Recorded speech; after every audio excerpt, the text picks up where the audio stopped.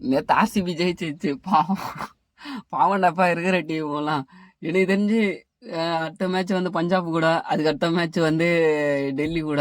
இந்த 2 மேட்ச் தோத்த கூட கவலை இல்லை. ஆர்சிபி உள்ள போடலாம், உள்ள கப் அடிக்கணும், அதெல்லாம் கவலையே இல்லை. அதுக்கப்புறம் சென்னை கூட ஒரு மேட்ச் இருக்குது. அன்னைக்கு அடிக்கிற அடியில சென்னை ஃபேன்ஸ் எல்லாம் கதறணும். அந்த மாதிரி அடி அடிக்கணும். உனக்கு அடிக்கிற அடியை பார்த்தா 15 ஓவர்ல மேட்ச் முடிக்கிறாங்க. ஐயோ இப்படியே போனா என்னதான் கதைன்னு தெரியலையே. சென்னை பாவம் என்ன பண்றது. டேய் எங்களையாடா இது பண்ணீங்க, உங்களோட வாங்கடா இன்னைக்கு இருக்குதுடா உங்களுக்கு.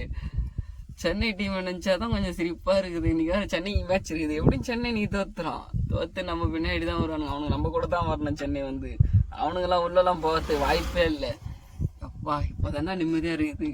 பங்காளி ஒருத்தன் வெளியே வந்துட்டான், இன்னொருத்தனே வெளியே வந்துட்டான்னா இன்னும் சந்தோஷமா இருக்கும்.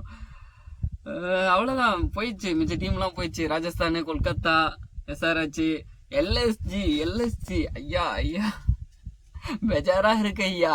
எல்எஸ்ஜி உள்ள போயிடுச்சு ஐயா. ஐயோ இப்பா இப்போதான் சந்தோஷமா இருக்குதுப்பா.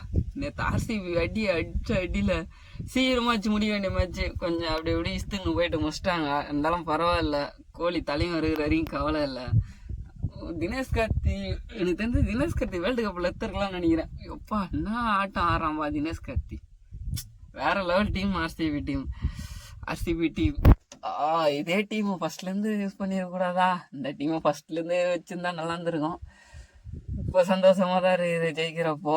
தொடர்ந்து 3 மேட்ச். அந்த கொல்கத்தா கூட ஒரு ரன்ல தோத்தல. அந்த மேட்ச் ஜெயிச்சிருந்தா கன்ஃபார்ம் உள்ள கன்ஃபார்ம்